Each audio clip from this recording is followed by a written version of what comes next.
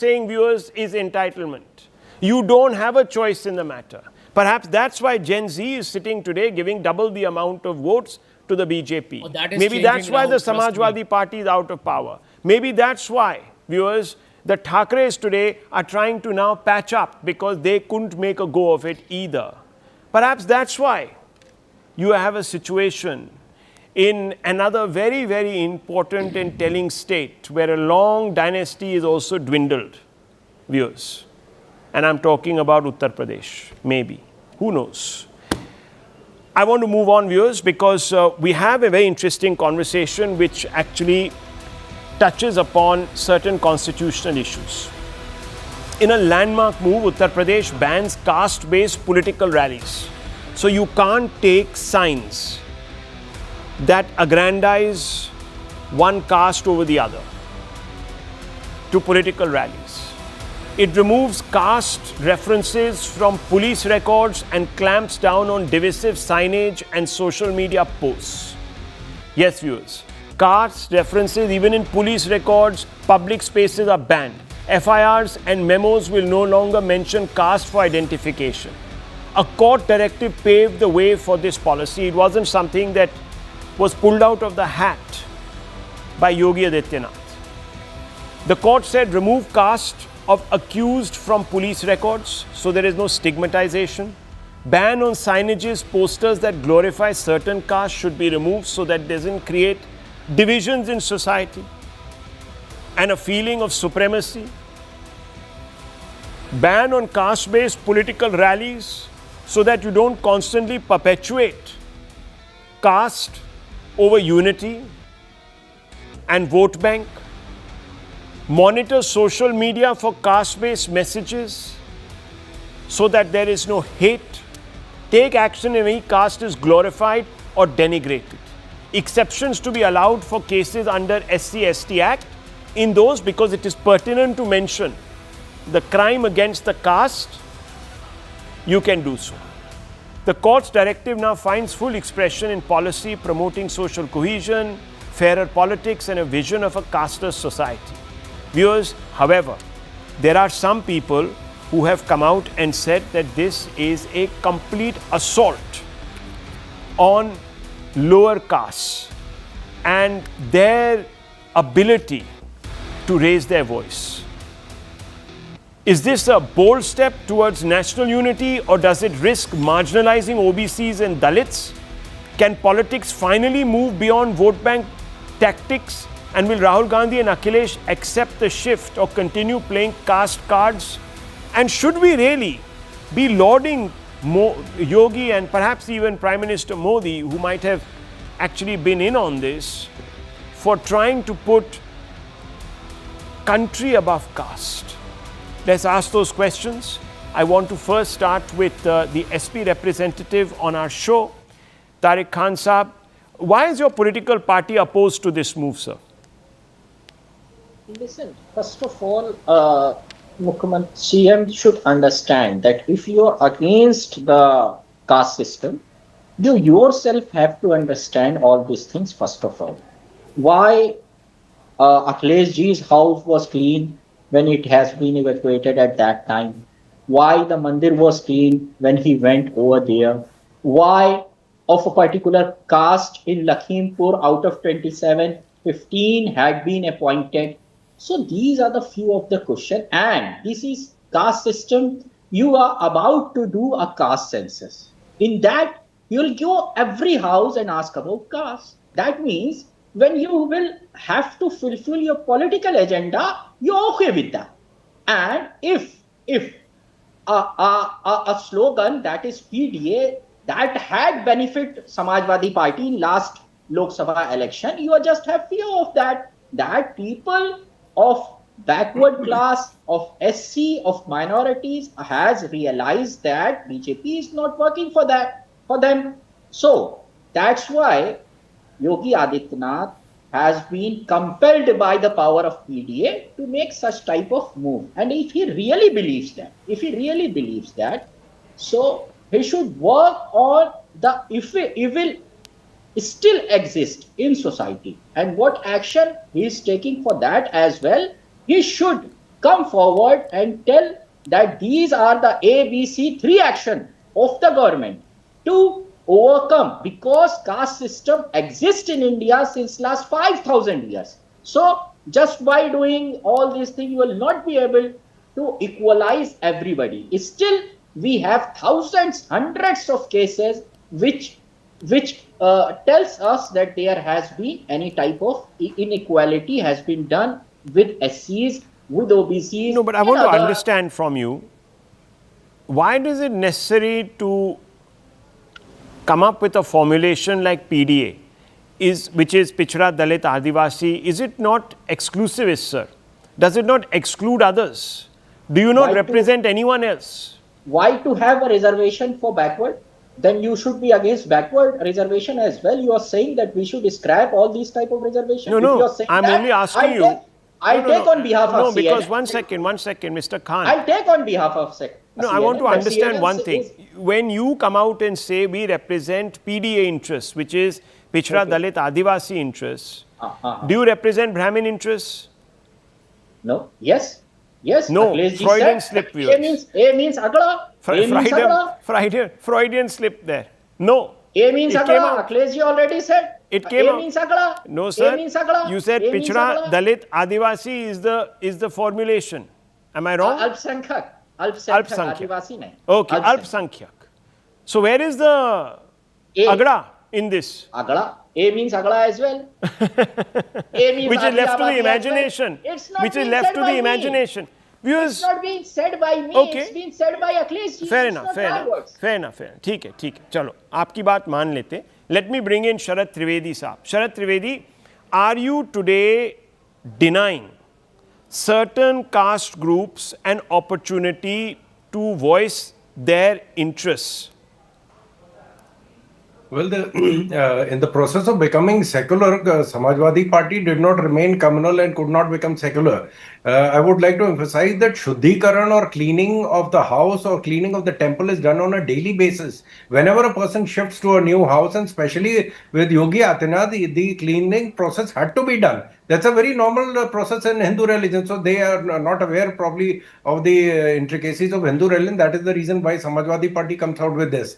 The other thing is this PDA is originally the BDA of Congress. BDA was Brahman, Dalit and Alpsankyak. You divide Hindus among Brahmins and Dalits and Alpsankyak.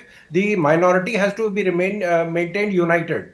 The commitment of the opposition parties to the sort of the SC, ST or OBC is to the extent that the three of the key members of Congress party, first was what happened to Bhimrao Ambedkar. Twice he was defeated by the Congress in the parliament. He was not even permitted to give a speech, which was a customary thing when a person moves out of the parliament.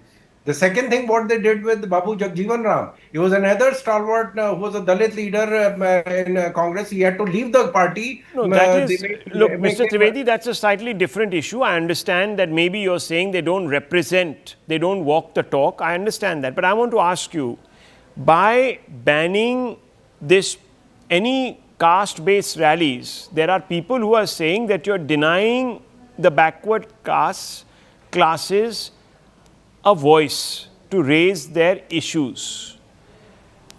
We have been instrumental in the caste-based reservation. We have been instrumental in giving the OBC Commission constitutional statutory status. We have been instrumental in getting more and more castes within the ambit of this reservation policy. We are the people who have been to break the caste system. No, but why continue that? No, hang on. I want to ask you, why continue the caste-based reservation? Aren't you crustifying identity? Why don't you go for merit-based? No, there are people who cannot come above a certain level, which has been historically they've been put in that place. They cannot come unless there is some kind of a government assistance, unless they are being given the measure to come up to that level that they can fight on equal terms. They are not even on equal terms. They have to be brought to the level of equal terms. So when you apply for a job, it's okay to state your caste and get that job on the basis of your caste, but you cannot call for a vote on the basis of your caste. I don't understand this. Can you explain? No, fighting election, like we have done, the other parties are doing social engineering, we are doing social delivering. We are not, the caste is nowhere when we are delivering the government. No, but your leaders always say they have done so much work for this caste and that caste, and your alliances are also formed on caste basis. You have in Bihar, for example, you have at least 5 castes that have been stitched together. After all, are you telling me that Nitish Kumar is such a great governor of a state and administrator that you can't do without him? His record is terrible right now. In fact, one of your own constituents in the NDA actually criticized him. And we are talking about Mr. Paswan. So why do you have an alliance with Nitish Kumar? We want every person, we don't belong to any particular caste. We are not supporting any religion or caste or any other system. The only system that we are following is that every person who is a citizen of India is our voter. Every person he has to be brought to the level that he can fight on equal terms. Okay, so Dr. Ranganathan, what do you make of this? What do you make of this argument? You know, I'm at loss of words because I cannot admire the politicians more. Honestly, it is the art of denying hypocrisy when you have surpassed being hypocritical. I mean, every political party wins elections, gives tickets, fights elections on the basis of detailed caste survey, caste representation, giving tickets to caste. BJP from Karnataka, Lingayat, all the communities to Bihar, when you have Bhumihar vote, I mean, they aligned with Apna Dal, that is exclusively, without saying so, for the Kurmis. The point I'm trying to make is, it is a great step. I agree with it. But then please don't be hypocritical. And finally, to my dear friend Sharad Ji, who I really respect a lot, he's a BJP spokesperson, when he says, yes, we give reservations to uplift the marginalized and the underprivileged, well and good. I congratulate you. But do you agree with Sharadji? Do you agree with Dr. Ambedkar, who said that such reservation should be given for a limited period of time? Yes or no? This has to be increased because the target that was set by Dr. Ambedkar has not been reached. The limitation was to enable the people to reach the level that they could compete on equal terms. We have not reached that level. The trouble here, the reason why we are welcoming this judgment is what Samajwadi Party did was that they tracked down the caste of the Pulwama martyrs. Dr. Ram Gopal Verma, Ram Gopal Yadav, he tracked down the caste of Honorable, one of the top strategists of India, Air Marshal Bharti. That is the problem. The problem is not the government sanctioned reservation. The problem is not the help that these people are getting because they cannot. So you're saying that this will prevent the weaponization of caste in politics. That's what you're suggesting. Okay, let me ask that of Tariq Khan. Tariq Khan Saab, you are in alliance with Rahul Gandhi, who was asking everybody to name the caste of their maliks. What has that got anything to do with anything? What was why we have a reservation? No, why? Was he trying to create whip up hate against a particular bunch of people? No. Obviously he was. No. Listen, give me 20 seconds. Why our lawmaker make reservation based on caste? Why? No, sir, answer the question I asked you. We had years of discrimination based on caste. Why it's not based on your salary, on your pocket? Why it's not based on? Viewers, look, I am not sitting here. We have one second, years Mr. of discrimination. Khan, I am trying to understand what is the objection. Question to him. Yes. Does Tariq Saab, does Islam have castes? Then what to do with Islam? Means why you are bringing Islam? No, I'll tell you why. Because people who convert to Islam Samajwadi. still want their, hang on, and when they convert to Christianity, they still want their quotas. So easy. They still want. Anyhow, the point is not that. The point is yours fundamentally. I mean, that is an important point also. Everyone plays the caste card. Why, viewers? And there is no exception here. Everyone does because they want to ensure traction with a captive vote bank. And that's how they do the math. 30% here, 10% there, 15% there, and grand total 55%, and you go home winning the election. Do you have a responsibility to the 45% that didn't vote for you? You don't really, viewers, and that's why you have uneven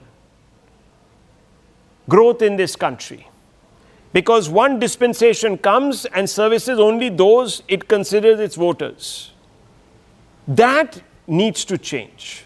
That is perhaps one of the reasons why there is an attempt being made to at least take out caste from viewers' politics. If religion can be removed, why can't caste? Supreme Court gave a lengthy, long judgment on how religion and politics should not mix. Every time viewers, someone says Jai Shri Ram, these people go bonkers. But it's okay to say Jai Bhim. Think about these things, viewers, because you at the end of the day are playing the identity card.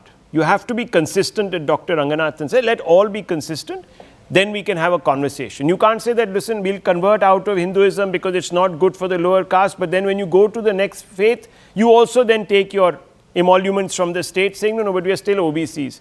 How does that work, viewers? Think about that. I need to move on because we need to touch upon an interesting story. Because Prime Minister Modi has consistently put India first, and that's the spirit that has guided his policy on the Gaza war, yet the Congress is calling him out for adopting a cowardly stance. Jairam Ramesh says India formally recognized Palestinian statehood way back on 18th November 1988.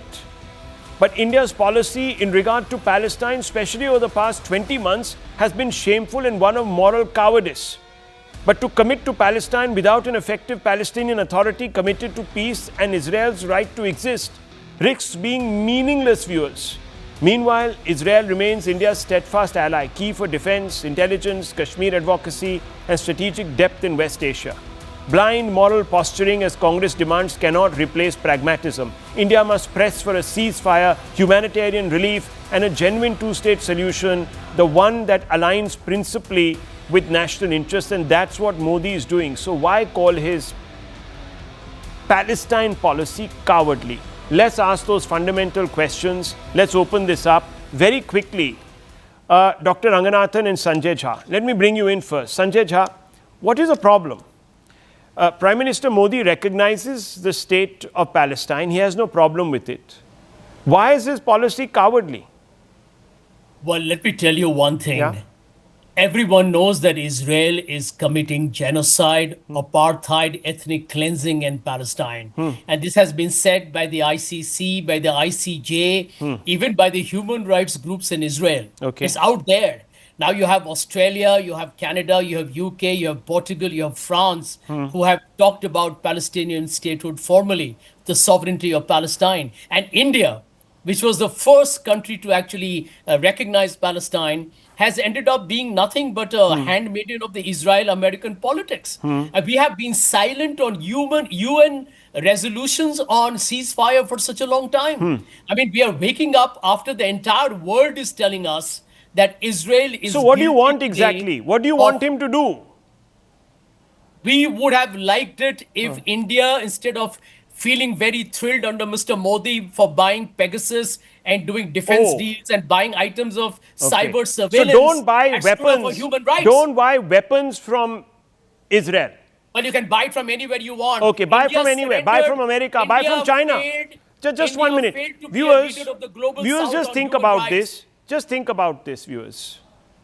India failed itself on human rights. 1 second. Viewers, Palestine...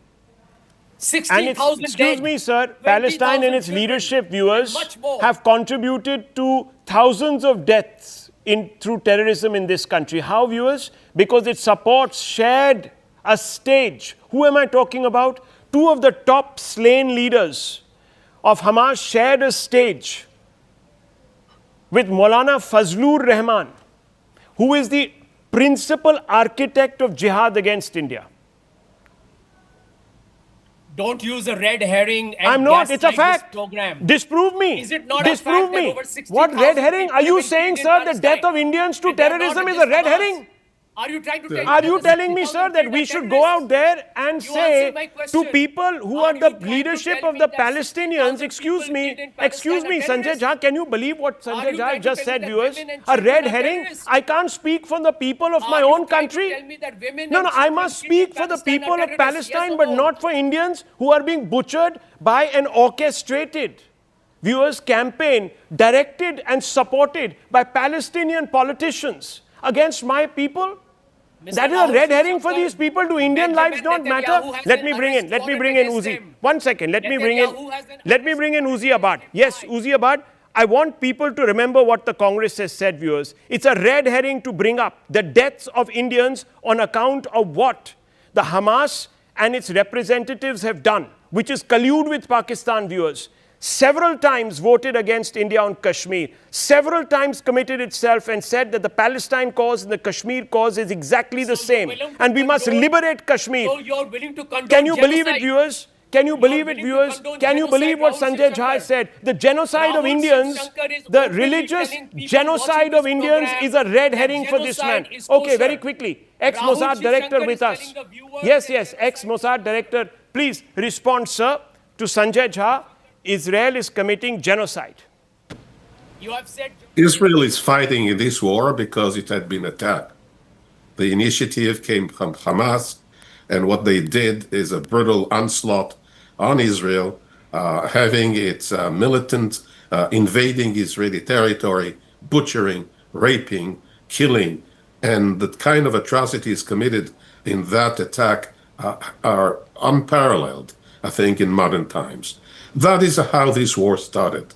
It had developed into what it is now, which is an Israeli effort actually to accomplish what is agreed with the United States and others. The Hamas should be completely But Mr. taken Arad, out. 1 second. In the process of eliminating Hamas, which is a laudable enterprise, 1 second, stop shouting. In the process of eliminating the Hamas, you are also killing, for every Hamas terrorist, 4 times the number of people who live in Gaza who are non-combatants. That's what one of your own leaked intelligence reports has claimed. So can you explain that to me? Maybe this has gone on too far, but I want to ask you a fundamental question beyond all of this. Let's not get sucked into a blame game here. I want to ask you, has the time come, do you think, to stop this war? Take stock. Well, absolutely. I think you're right. It should be stopped. It should be stopped with the Hamas completely demobilized as a fighting entity and as a political presence. Yes, we also have to take care of those civilians who had been adversely affected by this war. Yes, there has been a large number of Palestinians who were killed and hurt. This is also the product of the fact that Hamas is using so many of them as human shields. So let me also make a small point here, and I want to bring in Doctor. Doctor, the Hamas is supported by Syrians also, by the way. And the Syrians right now are killing Alawites and Christians. There's a genocide going on there. Is anyone talking about those genocides? Not only is no one talking about those, the Syrian terrorist turned head of the state is being welcomed right now in the United Nations. And it is the same United Nations that has the temerity to say that Israel is committing genocide. I mean, to all Israelis, I as an Indian, on behalf of all Indians, apologize if some Indians have termed what you are doing in your defense, Israel, as genocide. The genocide was perpetrated by Hamas on 7th October 2023 because it's a simple question. Were the hospitals in Gaza working efficiently on 6th October 2023? The answer is yes. Is it not a fact? Sanjay, I did not interrupt you. I've been waiting. 20,000 children killed, man. Sanjay Jha, please, you have no right to interrupt. No one interrupted you. Please, let him finish his point. Let people decide for themselves. You believe in democracy. Let the people decide they're intelligent enough. They don't need your coaching. Yes. So, 3 facts. Number 1, were the hospitals in Gaza working properly on 6th October 2023 or had Israel obliterated them? The answer is yes, they were working properly. 2, does Hamas and all Palestinian terrorist organizations, do they use hospitals and other centers, common centers, schools and hospitals as human shield centers? Yes, they do. Number 3, did the ordinary Palestinians elect Hamas democratically? Yes, they did. Number 4, is Israel and is India for a 2-state with 1 state being Palestine? Yes, it is. These are facts. If you want to label Israel as a genocide enabler, then I'm sorry, you cannot be more wrong. So well, that's his point of view, viewers. I am going to only say one thing, and this is very critical. Let's not be selective. in deciding victimhood. There are several examples. In KPK yesterday, kids were butchered by genocidal Pakistani state. Are you seeing anyone getting up here, viewers, in our country and talking about Pakistan genocidal state? No, viewers. We are going to do Aman ki tamasha with them. I'll leave it at this.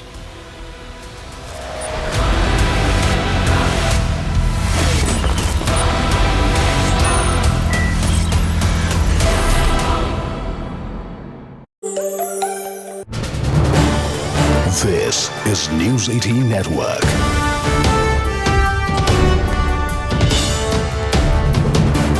India's largest news network.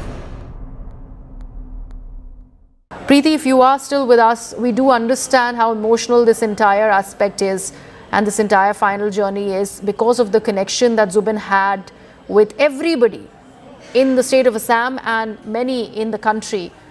What would you tell our viewers, considering we are putting across these very emotional scenes? Looking at his wife, nearly inconsolable, is heart-wrenching.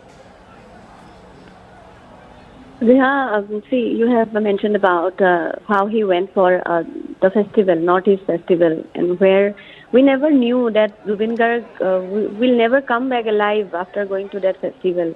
He, in fact, was not willing to go, as far as the reports are concerned now, because he was not very well. He said he did not want to go, but there were financial some agreements also made for which he had to go. But he never came back alive. And very strangely, his next movie that was coming up in the next month, Roy Roy Binale. The Roy Roy Binale, as we have got the information about, the climax scene was very much same as this scene. He would have gone to the sea and someone of his friends would go there to rescue him. Very strange connections. We have very strange connections are now being seen. And he had a song, Akashe Gate Lobore Mon, Hagor Tolit Hubore Mon. So in this same song, Mayabini, there are these two lines, Akashe Gate Lobore Mon. I want to take the sky and the sea in my body, and I want to go into the sea forever. So he went to the sea forever. It was like his songs, even the last moment of his life was Mayabini. Akashe Gate Lobore Mon, Hagor Tolit Hubore Mon. I want to sleep in the river, in the seabed. So that is how he went away. That is how his songs were, how he went away. And this moment of grief that you were speaking about his wife, Garima Saitya Garg, she will, I don't think, like the people of Assam, this will be very easy come back to a normalcy for the people of Assam and even her. Because for her, it's a long story. It's a long story of love. It was a love story between Zubin Garg and Garima Garg. When she was in Mumbai, she was there for studying. She was there for her education. They met and they had some connections. And that's how the love affair began. And then on a fine day, he decided he will marry Garima Saitya Garg. She belongs to Golaghat and he became the son-in-law of the place called Golaghat. They had the marriage and of the few people.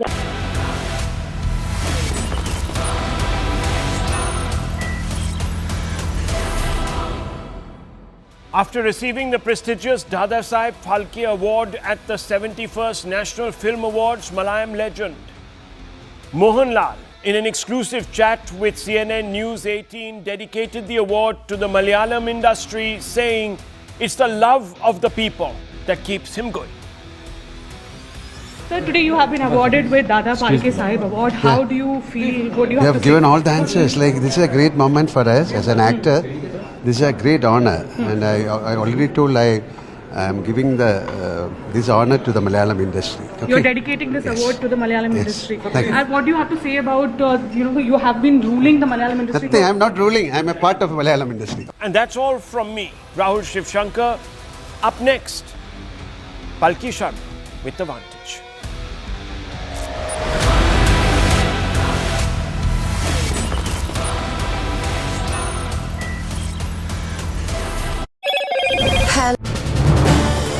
This is News 18 Network.